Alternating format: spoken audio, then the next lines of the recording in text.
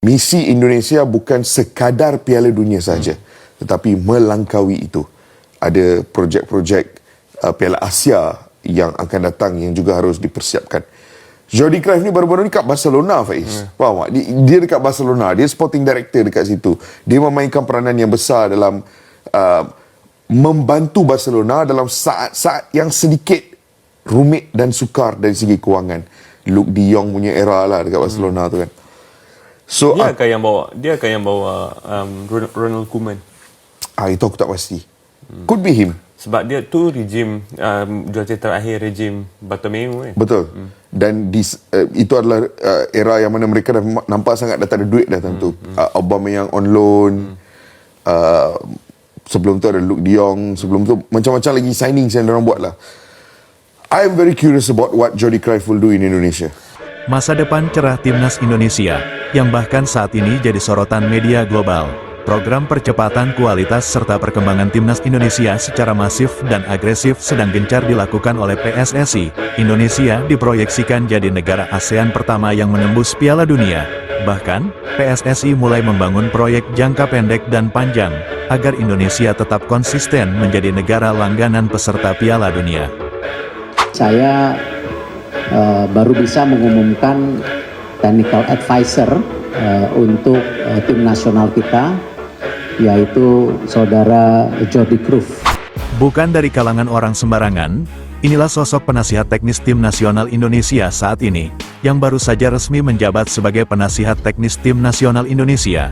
Dia adalah Jordi Cruyff, yang lahir pada tanggal 9 Februari tahun 1974. Saat ini Jordi Cruyff berusia 51 tahun, ia adalah pelatih dan mantan pemain sepak bola profesional berdarah Belanda Spanyol, dan saat ini, ia resmi menjabat sebagai penasihat teknis tim nasional Indonesia. Tak tanggung-tanggung, ia bukan dari kalangan orang sembarangan, ia merupakan putra dari rajanya Total Football. Seluruh dunia mengenalnya sebagai sosok yang berpengaruh dalam perkembangan dunia sepak bola modern. Selain menguasai filosofi sepak bola modern secara simpel namun efisien, ia juga merupakan mantan direktur klub raksasa dunia, FC Barcelona. Jordi Cruyff merupakan putra dari legenda sepak bola modern dunia. Ya, siapa lagi kalau bukan Hendrik Johannes Cruyff? Ia adalah pemain berkebangsaan Belanda, yang lahir pada tanggal 25 April tahun 1947, dan meninggal pada tanggal 24 Maret tahun 2016. Johan Cruyff merupakan mantan pelatih dan pemain legendaris timnas Belanda. Ia dinobatkan sebagai bapak sekaligus salah satu pemain terhebat dalam sejarah perkembangan sepak bola dunia. Ia juga menjadi legenda pesepak bola Belanda terhebat yang pernah ada. Ia memenangkan Ballon d'Or 3 kali, pada tahun 1971, 73, dan 74.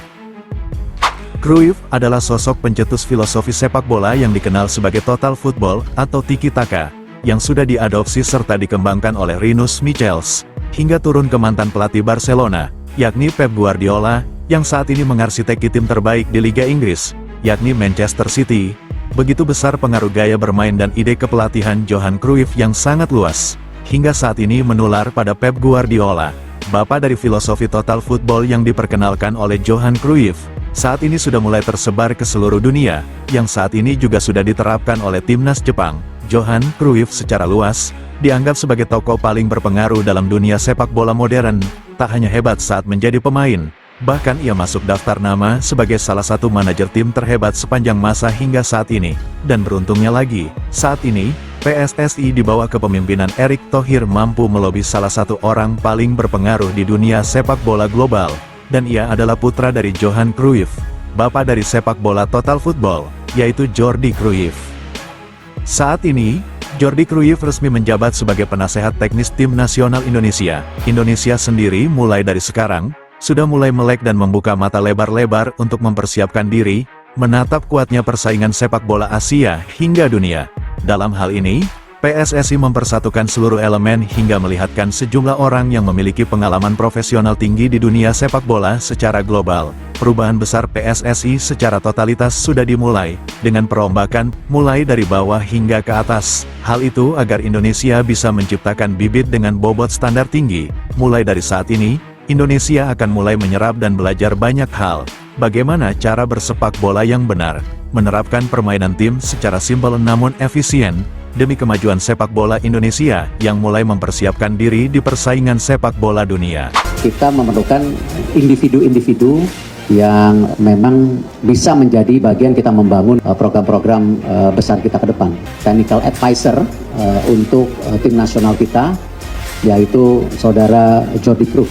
Dia akan datang di awal Maret bersama Patrick untuk mulai juga bicara seperti apa rancangan besar dia, termasuk juga membantu pencarian technical director dan mereview semua tentu kepelatihan yang ada di tim BTN, tim nasional. Kita tidak mudah juga dalam merekrut individu-individu untuk sekedar bergabung tanpa tentu tadi bagaimana kita membuat tim yang baik itu. Ya, saya yakin dengan Patrick Kluivert bergabung, terbukti banyak asisten yang dia rekrut juga itu ya dengan standar yang tinggi. Bahkan ada beberapa pemain yang sebelumnya masih ada pertimbangan, ya, tetapi terus bahwa kita melihat ini kesempatannya makin besar, yaitu pilihan. Ketika interview dengan saya sangat serius, bahkan saya ketika interview saya cukup, ini bisa nggak kita memberikan komitmen yang sama seperti yang diekspektasikan beliau, ya. Jadi, tapi saya pikir udahlah, ini hasil yang kita bisa dapatkan dan nama ini punya pengaruh besar di secara dunia sepak bola. Jadi saya pikir ya ini pilihan yang terbaik saat ini yang kita bisa alignment dengan seluruh komponen tim nasional kita. Jordi Cruyff dari interview saya coba engage sebagai technical advisor dan dia bilang abis ini kita akan lakukan ini. Dia sangat terbuka, bahkan ketika saya minta mulai berdiskusi dengan tim kepelatihan Anda juga terbuka. Ini penting buat saya karena kita ini membangun teamwork, ya, bukan membangun individual. Apakah ini Erick Thohir sebagai ketua umum, apakah ini Exco, tidak. Yang kita bongkar selama ini 2 tahun terakhir bahwa PSSI ini merupakan sistem yang dilakukan secara tim, bukan individual base. Memang ya saya sebagai ketua, saya minta kepada Exco untuk diberi kesempatan memimpin. Tetapi ya tentu beberapa diskusi kita sangat terbuka dan ini penting dalam membangun tim nasional kita karena ekspektasi dari masyarakat makin tinggi, ya. Kalau kita lihat roadmap kita itu kan 2034 sebenarnya kita planning masuk World Cup. Tetapi ketika ada momentum 2026, apakah kita tidak agresif? Ya kita harus agresif karena momentumnya ada. Nah tapi problemnya nanti setelah 2026 apa? Apakah 2030, 2034, ya seperti apa? Kita punya target jangka panjang, menengah, dan pendek. Dan target-target itu tidak hanya yang saya sudah sampaikan kepada rekan-rekan media, hanya target sesaat. Artinya apa? 2034 masuk World Cup, tapi tahun berikutnya gagal. Ya, kita ingin konsisten seperti banyak negara Asia yang konsisten masuk Piala Dunia. Kita bisa lihat, ya, kita jangan terlalu membandingkan Jepang lah, atau Korea. Tetapi saudara-saudara kita yang dari Timur Tengah kan lumayan punya track record itu. Apakah Iran, Irak, Saudi, termasuk Australia. Nah, artinya kalau kita mau punya program yang sustain, ya kita harus juga membangun tidak hanya grassroots-nya, kompetisinya, termasuk timnasnya. Nah, timnas itu juga tidak cukup senior, mesti ada yang tentu U17, U20, U23 dan senior. Kebetulan momentum daripada kesempatan kita masuk Piala Dunia 2026 ini ternyata ada. Nah, ini memang sesuatu yang kompleks, yang tidak mudah, yang harus dijalankan secara bersamaan. Media besar Vietnam dan sebagian media Asia menyebut, Indonesia diprediksi akan menjadi negara langganan Piala Dunia. Bahkan kekuatan timnas Indonesia berpotensi menjadi raksasa Asia baru yang akan menjadi pesaing utama Jepang. Đội tuyển Lào thì có chuyến làm khách tới sân của đội tuyển Indonesia, một trong những ứng cử viên vô địch ở giải đấu năm nay. Mengakui jauh lebih unggul dari negaranya dan menjadi tim terkuat di ASEAN, media Vietnam memberikan prediksi bahkan analisanya, jika timnas Indonesia bakal harumkan nama ASEAN di Piala Dunia 2026 hingga 2034. Media Vietnam, Soha, secara tak terduga memberikan prediksi beserta analisanya, bahwa timnas Indonesia akan menjadi wakil Asia Tenggara di Piala Dunia 2026 hingga 2034. Artinya, media Vietnam tersebut memprediksi, Indonesia akan menjadi negara langganan Piala Dunia minimal 3 periode ke depan, dan mungkin saja, Indonesia akan mulai menjadi negara langganan Piala Dunia yang dimulai dari periode 2026 dan seterusnya. Tentu jika Indonesia menjadi negara langganan Piala Dunia, secara otomatis, Indonesia sekaligus akan menjadi negara langganan Piala Asia, jika kualitas mereka terus menanjak, bukan hal yang tidak mungkin, jika Indonesia akan menjadi negara kuat calon pesaing utama Jepang dan Korea Selatan untuk menjuarai Piala Asia. Bahkan Indonesia berpotensi besar akan menjadi raksasa Asia seutuhnya, sekaligus menjadi pesaing utama Jepang untuk menjadi yang terbaik se-Asia secara global. Kabar dari media besar tersebut sontak mengguncang dunia sepak bola ASEAN dan menjadi pemberitaan di sebagian media Asia. Dengan bertambahnya jatah slot tim Asia yang menunjukkan kenaikan level sepak bola Asia, yang ternyata kualitas sepak bola Asia, kini sudah mulai mampu menyaingi level sepak bola benua Eropa. Saat ini peluang sejumlah negara kawasan Asia secara global, semakin besar untuk dapat tampil di Piala Dunia, dan peluang tersebut semakin terbuka lebar bagi Indonesia dan negara Asia Tenggara lainnya.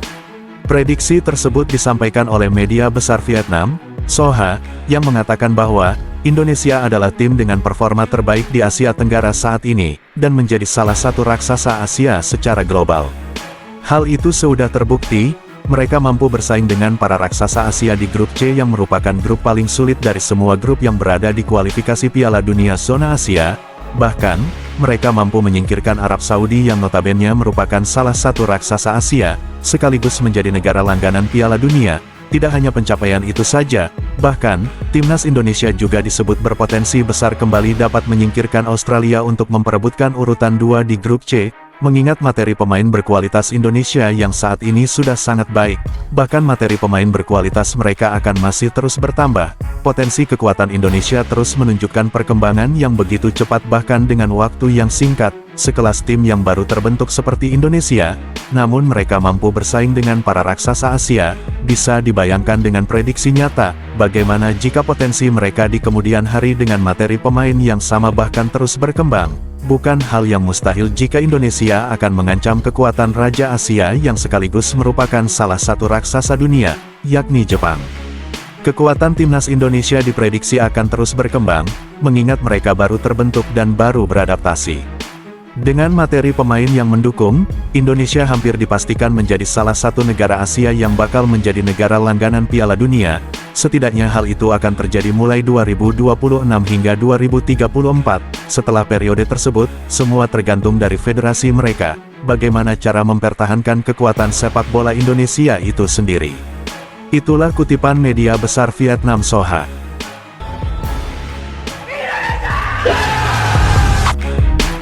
Sebelum meninggalkan tayangan ini, silakan Anda subscribe channel YT Real ini, agar Anda terus mendapatkan berita perkembangan serta informasi jadwal pertandingan Timnas Indonesia selanjutnya. Sampai jumpa di tayangan berikutnya. Bye YT Real.